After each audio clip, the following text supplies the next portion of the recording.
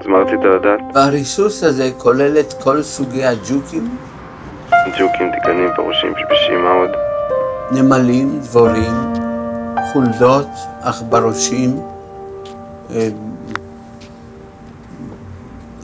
עכבישים, זהו. גם הטלפים ויונים. ממש הכל. והמחיר? מה גודל הדירה? בערך 100 מטר מרובע. עד 1,000 שקל. ובאיזה חומרים אתם משתמשים? DDT או זרחן או...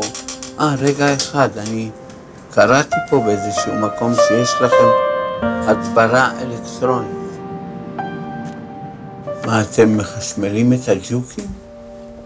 בערך, לא בדיוק, אנחנו... אתם יוצרים מעגל סגור של שני כבלים. לא, אנחנו מייצרים הפרעה בשדה האלקטרומגנטי, מבודדים אותם ומרחיקים אותם. לא צריך שיטות אכזריות כדי להיפטר מהמזיקים. אלקטרומגנטי, מה זה בדיוק? אלקטרומגנטי. אנחנו באמצעות הפרעה בשדה המגנטי, אנחנו מביאים את הנמלים למשל לעובד אוריינטציה. לעבד התמצאות במרחב ונחייבות להתרחק מן המקום ולמצוא מקום אחר להתבעט בו. אנחנו לא הורגים אותם, אנחנו פשוט דואגים להעלים אותם מן העין. יש גם אולטרסאונד. אולטרסאונד? איך זה קשור לפה? אולטרסאונד הוא מפר את האיזון הפיזיולוגי של החרקים ומרחיק אותם. מרחיק אותם למקום שקט יותר, אנחנו מבודדים אותם. שיטות ההדברה שלנו ירוקות. הן מונעות את הטבח בבעלי חיים והצטברות פגרים בבית. זו הדברה נקייה, גם מצפונית. והמחיר? עד 1,000 שקל.